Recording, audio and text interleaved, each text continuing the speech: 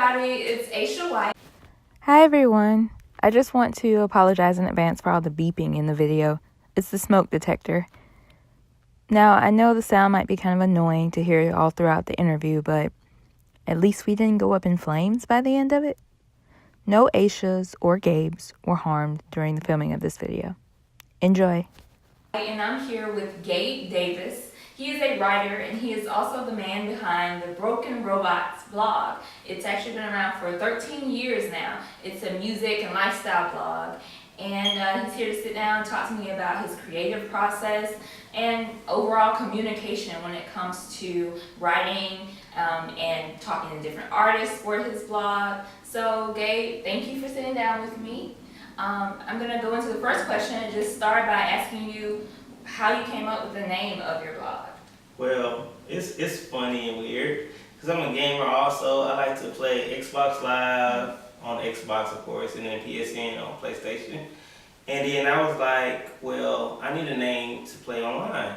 So let me sit here and think about what I want to do. So I thought about it and I was like, well, I like the show on Nickelodeon called Earth Invader Zim. And on Zim, they have this character called Gur, who's a robot. Gur is actually a robot that he was manufactured by like this plant, and everybody's the same as far as Gur. And then he was like defective, so he was different, and then nobody accepted him, so they was like, all right, cool, we can kick you out. So I was like, yo, I'm like Gur, because everybody's at the time doing the same thing. They're out here, you know, copying each other, and I'm different because I want to do my own thing. So he's a robot. I was like, he's broken. So I was like, yo, I'm like a broken robot, because robots are meant to be all manufactured the same, do the same functions. But then I was like, nah, no, I'm gonna do my own thing. So that's what I did. I became the broken robot. That's nice. Yeah, it speaks to individualism, I think. So that's actually a really cool story. I know we were talking a little bit about it. You're like, oh, it's kind of nerdy, but like, I mean, I really like it. It's a very creative place that came from. Everybody's not necessarily able to go there in their mind. So that's pretty cool. Well, you came up with the name The Broken Robotz. You had that meaning behind it. So when you started to write, what type of message were you wanting to get across with your blog? Originally, I wanted to come out with something to express myself, because originally I was writing on Zanga, which is a site that came out in like 2003, and it expanded to like, I want to say 2008, 2009, and I was really big on there. I had friends, I had like a little community that I can express myself to. Right. I was writing in high school. This was one before that. In high school, I was writing. I was really good at it, but I really wasn't pushing myself to do it. It was like, all right, cool, whatever. And then I started writing on this online media group, and then everybody's like, yo, you really dope, that type thing. And I was like, all right, cool. So I went on from there, and I was like writing, and everybody's coming, and it's like, hey, you know, be strong. They were supporting me as far as my everyday struggle and what I want to do in life. And then the site decided to close down. So I was like, well, what am I going to do now? Right. So I was like, well, I have to do my own thing. So let me have my own website where I can be open to my people who want to follow me and let them know what's going on. But most importantly, I wanted it to be about me. I wanted to be able to express my feelings, my ups and downs and everything. So I was like, well, since I came up with this Broken Robotz thing on the video game, let me transfer that into the online community and let that be me. So I decided to buy my own web domain in 2013. And I did it on Bluehost, and I decided to buy my own space, my own name, everything. So I own my own real estate at that time. Right. So at the time I was like, I'm gonna do this, but I'm gonna carry it over from Zanga to this platform so I can continue on with the work that everybody else around me that supported me loved at the time. So yeah, that's how I decided to move on and have the brokenrobotz.com. It originated, well, as far as the domain name originated 13 years ago. Okay, that's really cool. Yeah. I think anybody around our age will probably remember Zanga and all that. Yeah. Well, I wanted to ask because you mentioned before to me that you're an introvert, and I'm just wondering if being an introvert, if it's easier for you to express yourself in written form, like with your blog versus in real life? Are you able to open up in the same way in real life as you are in your blog? Was that the reason why you decided to express yourself to the blog? Yeah, I mean, originally, like, as far as introvert and extrovert, I didn't understand the definition back then. I mean, I knew for myself I was shy. I didn't really go out and do all this stuff that everybody else did. So for me, like, I love to talk, but then again, I don't love to talk. So, like, for me to meet you on the street and like, hey, what's up, Aisha, da-da-da, nah, that's not me. It's like, I'm gonna look at her, I'm gonna see what's going on, and then I'll engage from there. But as far as writing, I can sit here and I can think about what I'm gonna say before I say it. Because if I sit here and talk, like, once it come out of my mouth, it's a whole different story. So back then, I was more shy than I am now. I'm still that same guy, but it was an opening for me to sit there and think about my words before I let everybody else know about it. So it was easier for me as an extrovert to sit there and tell everybody about what I was doing, but I couldn't tell them about me. But as an introvert, it was better for me to sit here and write it down, proofread it, read over it 2 or 3 times before I let everybody else see it.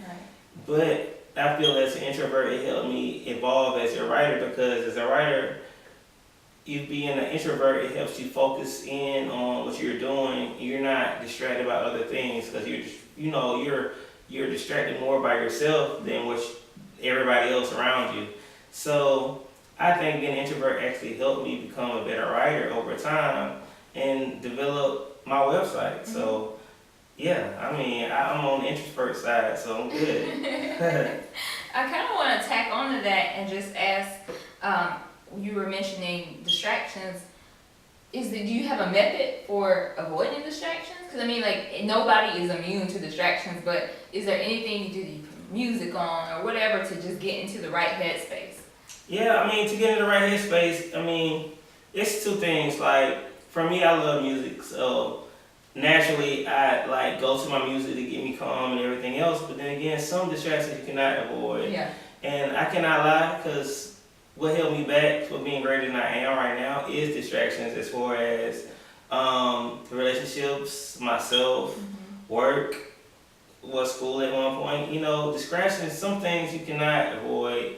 And you have to deal with it. And like, I'm not gonna lie, some things I had a hard time, and I'm still having a hard time dealing with as far as distractions. So you have to get to the point where you find your comfortable spot, because I have an office. I don't work in it because I don't like being alone. So I don't go in there. I go into another place where either Starbucks, Barnes and Nobles, or a living room, whatever. I have distractions to help motivate me. So as far as distractions, you have to find, I guess, that right distraction that motivates you. But as being an introvert, you have to be more self-motivated because you don't deal with people. So it's a lot more difficult, but that will help me back. But to help me go forward as far as writing, I love to like drink some tea, coffee, or whatever, set the mood with some vinyl or whatever. It's weird, you say set the mood, but the mood for writing. You gotta set the mood. You have some candles or whatever, have some wine or whatever, get in your zone and just write. But then again, when you're in a certain place or mind space, it's difficult to get to that point where you can sit there and write. Well, you can write, but write to the point that you are better than what you can be. So, I like to do a little something as far as setting my own little mood, but it's hard once you're like in that dark zone, little dark area that you are. So, And that brings me to my next question. Actually, we were talking about distractions and the things that come up in everyday life. So I believe everybody is creative to some degree. It's just the point of expression, however they express their creativity, but everybody is creative in my opinion. But I do think that life happens, whether it's you're taking care of a loved one or you're just working long shifts, all kinds of things that come up that you have to commit your time to, and creativity takes a back seat. So I'm wondering, in your opinion, what happens to somebody who is a creative but is not able to express themselves? Yeah, I mean, I understand that, because looking back, over my little 13 years it's not that long, but it's long enough. You know, I had, I say, 2 major disruptions in my life as far as, but in those moments, even though you're not creating as far as for the people or your followers or those who like to pay attention to you, you have to do it for yourself. Like, in the end, it doesn't matter what nobody else does. It does not matter what they say, they tweet, they post. You have to do it for yourself. Because I went through something, you know, a long time ago. I got through it. I got in a relationship. I loved that person. And, you know, that's a good distraction. Right. But then again, in the end, you know, I wasn't productive. And then again, once that was over, it was a bad distraction. Right. So I had to get to the point where, yeah, I'm doing it because I love it, but yeah, I'm not doing it for y'all. Right. I'm doing it for myself. So I would still write, but I would write in my own personal journal. I wouldn't write for the world to see as far as the negativity that I may have felt or the hurt and pain. I would write in notebooks. And like for me, I'm a writer, so as I had kept like a journal of my hurt, I guess you say. And some people who are into that type of stuff, they say it's a burn book. Okay. You write all your hurt, and then in the end, once you're done with it, you burn it. I don't burn it because it's good for knowledge later on, for my kids or whatever. But you keep creating. Whatever you do as far as your hurt, you keep doing it. Doesn't matter what they do or what they don't do. You may fall in love while you're in love. You may get distracted. You may not be performing or producing as much as you want. You still do what you do. But then again, if you're not producing like you want to, that's a good thing because you're focused on the right things. Because family is always first. But for myself, like, I've channeled my energy the wrong way at times because at times I was hurt, so I was like, I shut down. But that's not the way to be. The best way to be is to express yourself, not to everybody in the world, because everybody now, they tweet, they status, oh, I'm hurt, I don't like that girl, or I don't like this situation, or whatever they gotta say. You keep it to yourself, you express it to yourself in whatever way you want, but you keep it private. So for me, I got to that point where with my site, you know, my output would slow down, everything that I was doing was slowing down because of my hurt or distraction or whatever. But then in the end, I realized, like, look, I channeled that energy the wrong way. I need to challenge it. Well, not challenge it, but I need to convert it into, like, positive energy as far as working hard. Because the first round, I guess you said, the first round I had was, like, 2007, 2008-ish. I had, like, a serious breakup or whatever, and then I focused the energy into writing. And that actually propelled me. But then most recently, I felt a certain type of way, and I shut down. It retracted me. So it's all about focusing your energy in the right areas that you need to, because a lot of people don't know how to focus their energies into the right areas. I ain't gonna lie, I still haven't mastered it. I'm 32 years old, and I still struggle with that, you know, going forward and going backwards. But then sometimes you gotta go backwards to go forwards, because when you go backwards, you realize your mistakes and you see it. But then again, you can correct it and go forward, but you can't let it like stagnate, whatever the word is. You can't let it hold you back long enough to cripple you. So as a creative, you gotta find ways to move forward always. Always. That's very true. That's really good advice. I hope that is really connecting with somebody. I'm sure it is, because everybody at some point has gotten in a relationship, and on one end, when you get in a relationship, sometimes the person can serve as kind of a muse, and you feel very invigorated, you feel inspired to create more and more. But then if you don't maintain a healthy balance, then I find that you end up putting all your energy into that other person and their well-being, and depending on the type of person you are, you might end up neglecting yourself and neglecting your creative, you know, whatever that outlet is, and it doesn't grow. And so now, you know, if a relationship ends, you're almost starting over and trying to kind of find yourself again. So, and I know we were talking about that whole concept, that idea of having to find yourself and figure out, you know, where you are creatively now after you've been you've been in a relationship for a while and then it's ended. So that's really good advice. But then as the late Nipsey Hussle, you know what I'm saying, he said, you know, include your spouse or your loved ones into everything that you do. That means if you're a writer, hey babe, you know, I like to write, you know, we want to write with me, or can you like give me some feedback about this or that? Right. Include whoever that you love, whether it's your boy, your girl, your children, whoever. Include them into your lifestyle. And a whole lot of creatives like to get to the point where they're like, all right, I like to write, I like to do these Instagram posts or whatever, but you know, saying they leave their family out. Yeah. It's a lot of people who say they models, all right, cool, their daughters are looking at them, but they don't include their daughters in there with them to build their self-esteem, or their sons, you know, I got shoes, whatever, and their sons sitting there looking like, all right, Dad, you got shoes, or mine. Yeah. So it's to the point where you have to include your loved ones in your lifestyle. If you include them with you, they can grow up with you. Mm-hmm. As far as you got to teach the next one, you know. So as far as somebody that you're with, if they're not with what you're doing, you know, that's your life. So if they're not helping you, they're sort of hindering you, and you're holding yourself back because they're not helping building you up. As a family, as loved ones, you should build each other up, not hold each other back. So that's a big thing. So Nipsey was on something when he said that, as far as one of his videos, you know, rest in peace. Right. It's crazy, but yeah. Yeah, that's a great point too, because it's your life. You know, very much so for him, it was his livelihood. He's an artist, and for any artist, we know if it's dear to us, if whatever we're doing gives us life in some sort of way, then we want to be able to share that with our family, share it with our partner. And if that person is not able to support you, then it's kind of, there's a clash. So yeah, it's very important. The Broken Robotz has been around for 13 years now. I'm wondering, I know you've seen a real evolution when it comes to the internet. Like, so many changes have occurred from what's popular as far as content and the formats, going from maybe long form writing into video. And so I'm wondering what it is that you've noticed. Can you look at different trends, different things that have occurred over time? You can go, man, I remember back when I started, this was the case, and now this is the current climate. Give us a little bit of a now and then.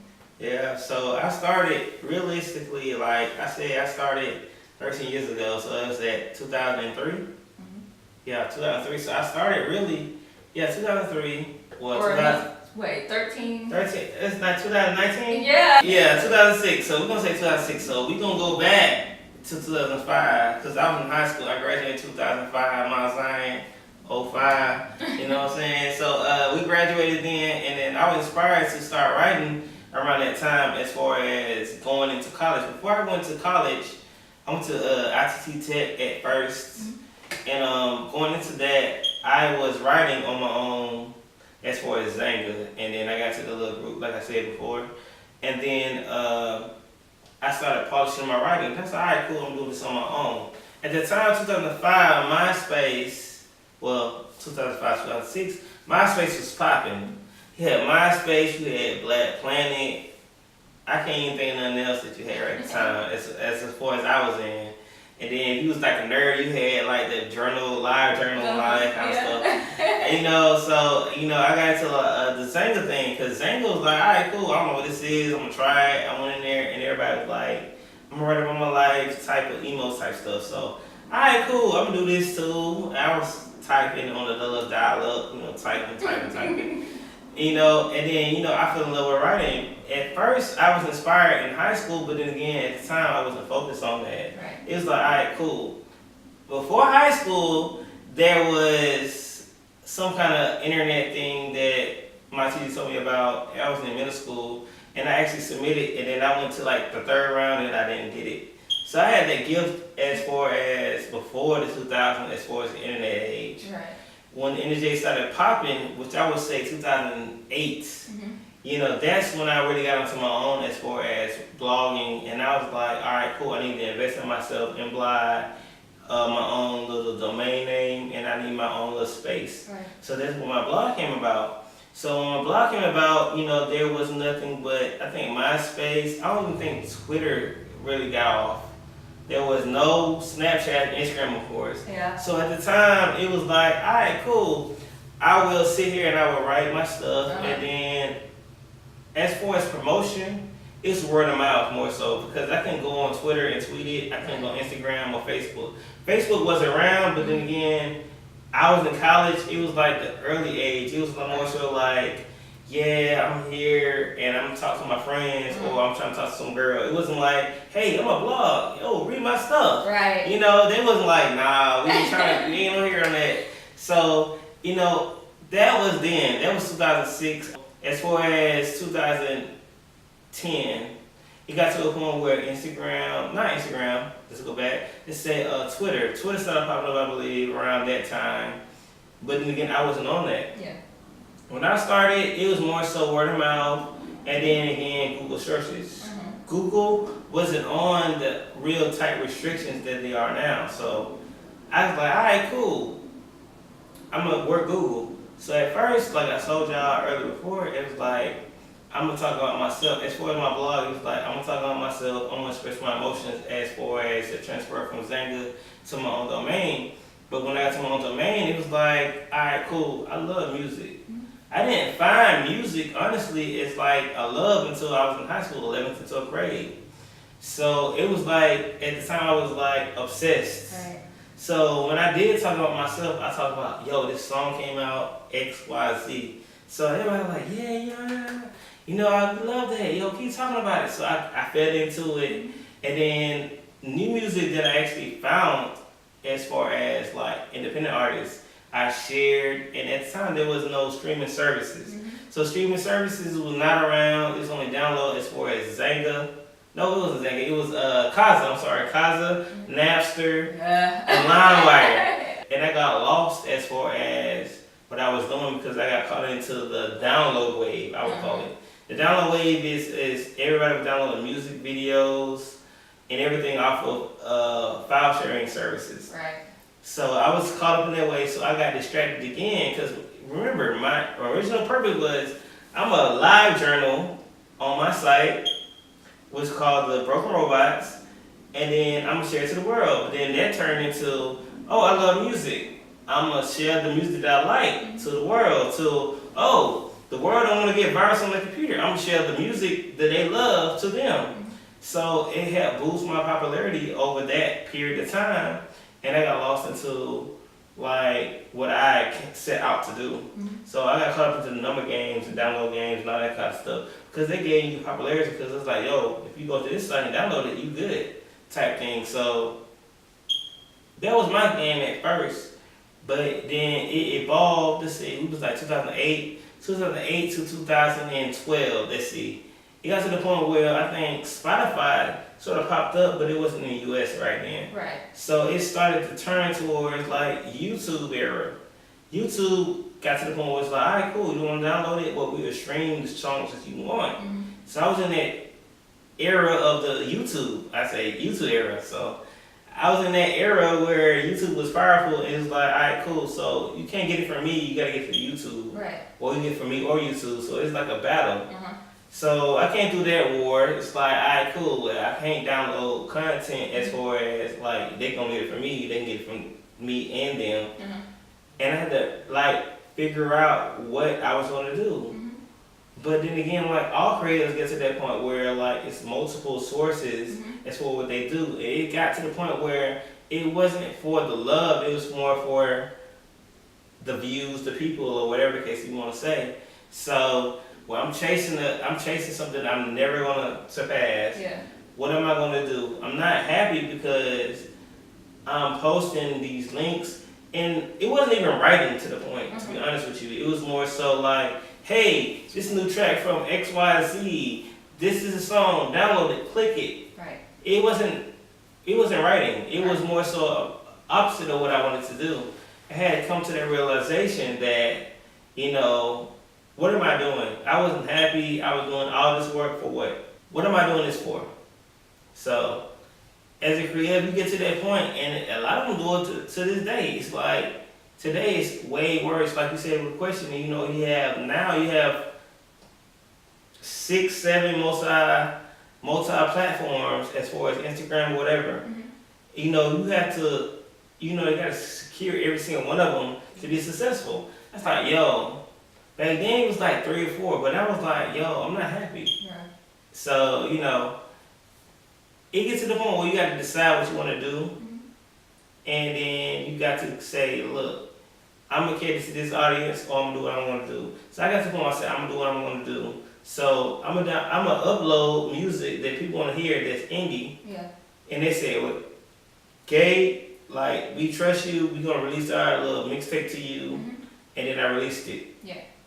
And it got me astronomical numbers in 2012, Mm-hmm. which was my biggest year out of all my 13 years. Right. It was like, it was crazy because through that 2007 and 2011 year, I had to like experiment with what I was doing. But then again, my original motive was to express myself and then show what I love to my people that follow me. It showed like in 11, it's like I had to get back to that.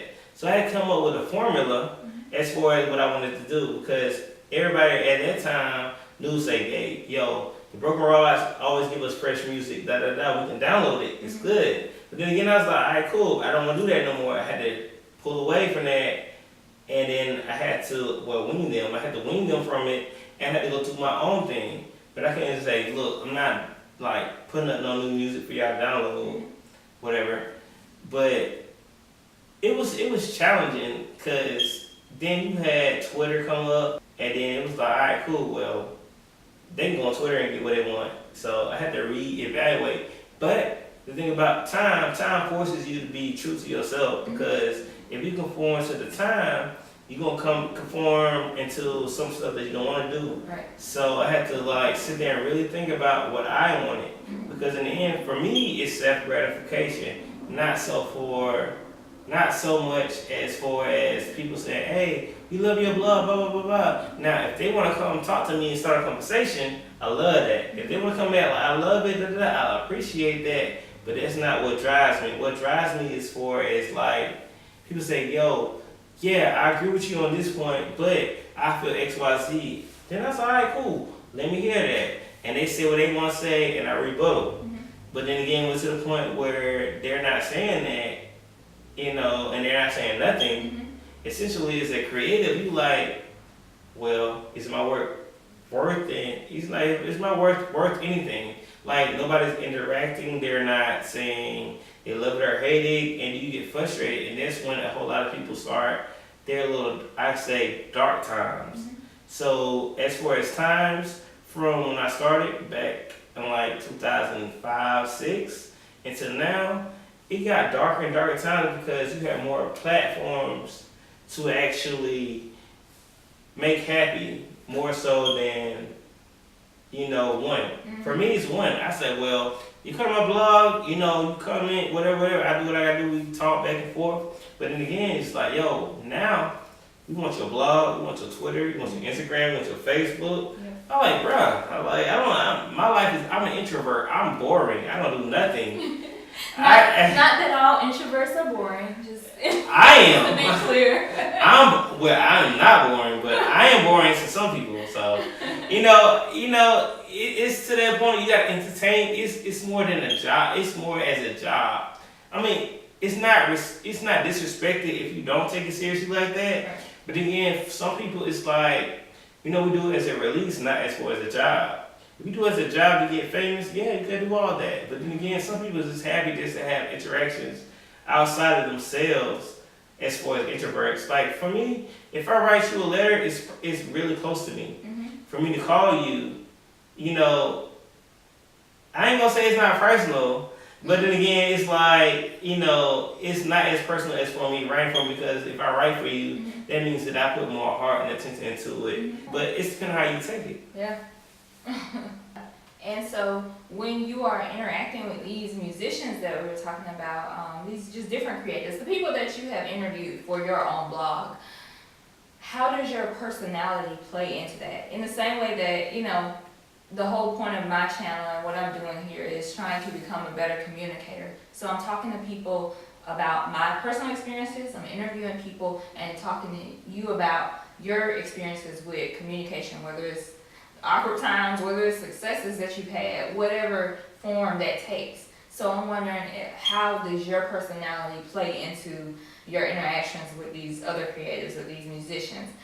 Do you struggle to get out conversation with them? how do you get to a place where you're comfortable and they're comfortable in opening up? As far as a creative, I have interviewed a lot of people, and I've talked to a lot of people over the last 13 years that I've met. One of the creators that I think of first is David Yard. He's a creative. He is from Miami or Orlando. I think he's from Orlando. And then he's like one of the most influential persons to talk to as far as his life. He don't talk about like whatever he's doing. He's talking about whatever it is to build him up and yourself up. You know, and that was like, I want to say 3 years ago. And Alicia is one of the other girls that I talked to. She was deaf. She inspired me. One of the ones that inspired me first. She inspired me because she couldn't hear, but she can draw. She took that and she went miles beyond. And I was like, you know what? This is good. That was David came in. David came in. The first one was inspirational. The next one was like, he was inspirational too, but he pushed me. He was like, yo, alright, you like this, you do this, whatever. I'm gonna push you to go farther. Like one of my UK friends is like Ray Shane, and she's trying to come out with her own like brand that promotes UK singers and rappers and everything else to like push them to the next level. So like she's trying to do her thing. My boy David trying to do his thing. Alicia trying to do her thing. These people actually like sort of build me up. I like that you're able to make these relationships through your work. I think that's very important for any artist. It's something that you're creating. It builds an audience, and then you're able to communicate with them. And a lot of times it ends up that you become friends with them. This is how friendships are cultivated. So you're making relationships or creating relationships based upon the work that you're doing. I think that's really important.